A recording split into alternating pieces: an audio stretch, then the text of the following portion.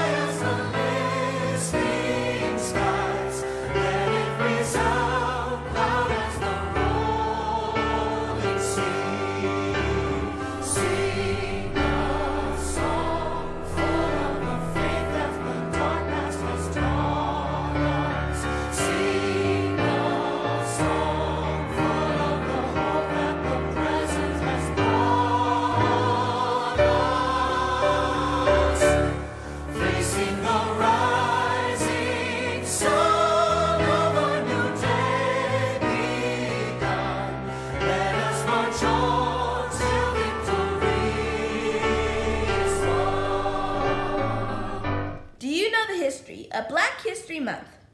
Take a listen as Mrs. Gloria Elders gives the background of Carter G. Woodson, also known as the father of Black History Month. Hi, and welcome to Story Reading in celebration of Black History Month, brought to you by special request from the Ryan Cameron Foundation. My name is Gloria Elder, and today I will be reading Carter Reads the Newspaper, written by Deborah Hopkinson and illustrated by Don Tate. Each year we celebrate Black History Month. It's a time to honor heroes like Harriet Tubman, Rosa Parks, and Martin Luther King Jr. But there's one hero we sometimes forget. Carter G. Woodson didn't help people escape from slavery, start a bus strike, or lead a movement of millions. Yet without him, we might not have Black History Month. This is his story. Carter was born on a small farm in Virginia in 1875, 10 years after the end of the Civil War. Carter's parents, James Henry and Ann Eliza, were born into slavery, and Carter grew up hearing about their lives. The stories they told weren't part of any history book, but Carter kept them in his heart. James Henry had run away from the master to join the Union Army and fight for freedom. Times were hard, though. After the war, James Henry worked on the railroad, saving enough money to buy a few acres of worn-out land. Most years, the crops brought in $100 or less. Ann Eliza was unbelievably brave. When she was a girl, her master decided to sell her mother. Ann Eliza asked him to sell her instead. That way, her mother wouldn't have to leave her other 5 children. But no one offered enough money for Ann Eliza, so her master sold her mother and the 2 little brothers instead. Ann Eliza didn't see them again until after the Civil War. She never forgot the horror of standing on that auction block. Carter's parents struggled to feed and clothe 7 children, especially in winter and early spring when food was scarce. Carter, the youngest, once said, "We would leave the table hungry to go to the woods and pluck persimmons." Persimmons are small orange fruit that grow wild in the woods. Many times he had to jump into bed early on Saturday nights so his mother could wash his only pants and shirts for church the next day. Carter could only attend school 4 months each year. Boys and girls, how many months do you attend school? 9, and some of us attend at least 12 months a year. The rest of the time, he was needed to work on the farm. Learning didn't just happen at school. James Henry taught his children to stand up for themselves and to take pride in who they were. He gave John Henry the courage to look anyone in the eye and say, "I am your equal." And though Carter's father couldn't read or write, he believed in being an informed citizen. so he asked Carter to read the newspaper to him. But newspapers weren't easy to come by.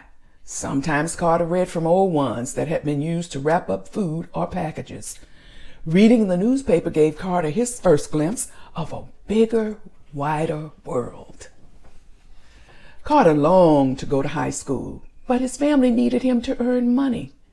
When he was 15, he hired himself out to nearby farms, working long hours under the hot sun.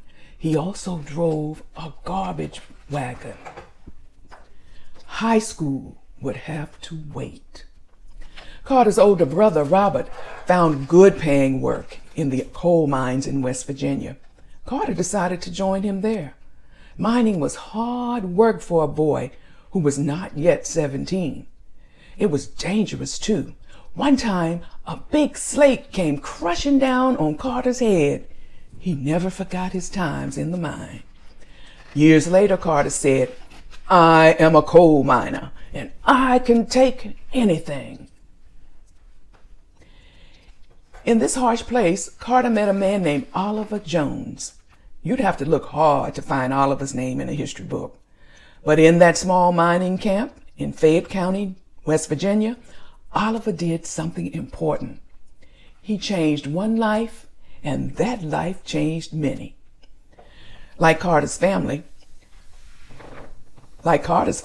Oliver was a Civil War veteran who believed in education. As a soldier who had been at the last battle on the final day of the Civil War, Oliver had fought for freedom and equality. He was still willing to do his part to further the cause, said Carter. Each evening, after working in the mines, Oliver threw open his doors of his little house to the other miners. He made his home a reading room, filling it with books by African American writers and with newspapers from all over the country. He sold ice cream and fruit at prices the men could afford. At first, Carter went just for the food. But that changed, Carter said.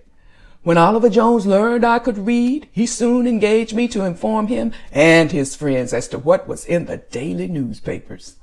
Carter was happy to do so. He liked reading the newspaper. Besides, he said later, I always enjoyed nice things to eat. Carter admired Oliver. He was a well-educated man, but he could neither read nor write, said Carter. He learned through others. Carter began to learn in the same way. Carter had longed for school. Life at Oliver's tea room turned out to be school of a different kind. Whenever Oliver and the other miners had questions about something Carter read in the newspaper, it was Carter's job to find the answers. If a Civil War veteran was in the news, Oliver wanted to know all about the man. I had to look him up in the books and inform my friends as to what battles he had fought, said Carter.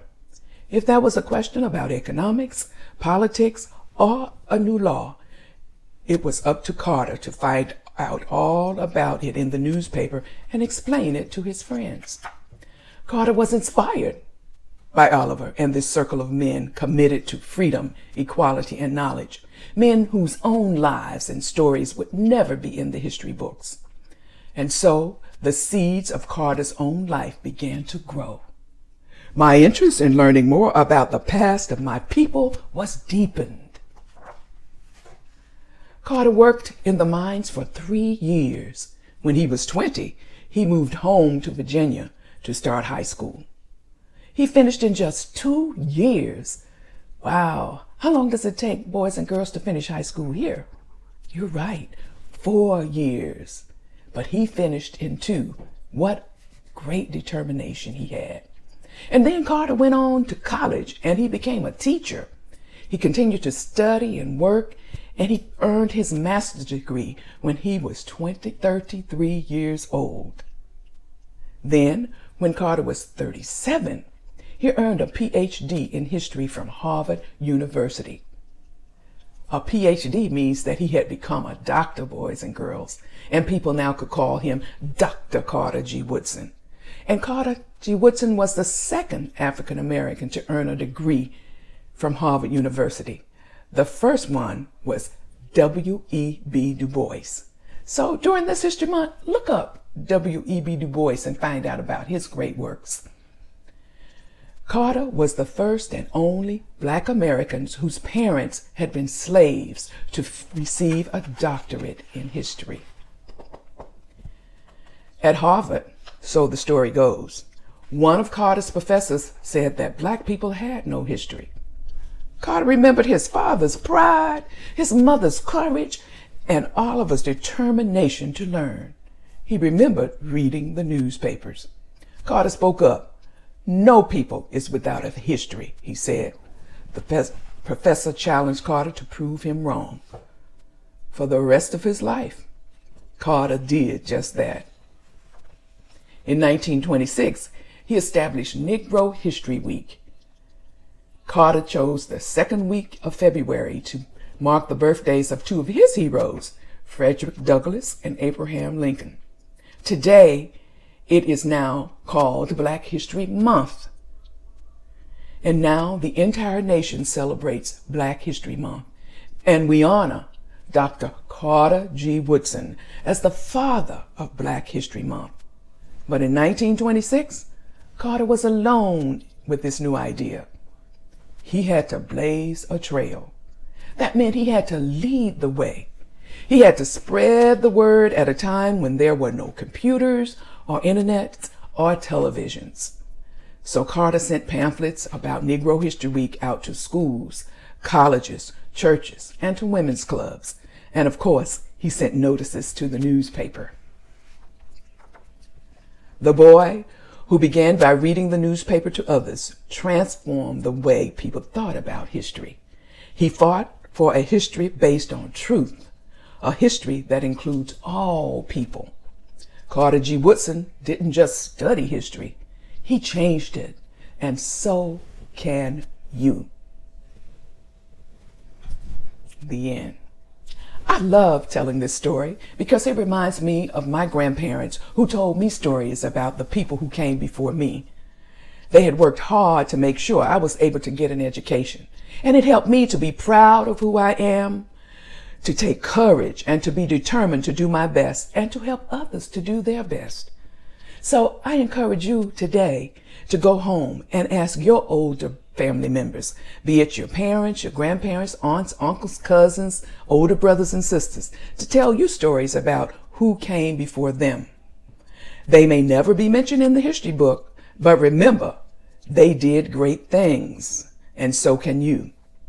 And I'm sure it will help you to take pride in what you do, to be courageous and determined, and to do your best at school and in whatever you do. Thank you for listening. Thank you, Miss Elder, for sharing the history of Black history and spotlighting Carter G. Woodson, the father of Black history.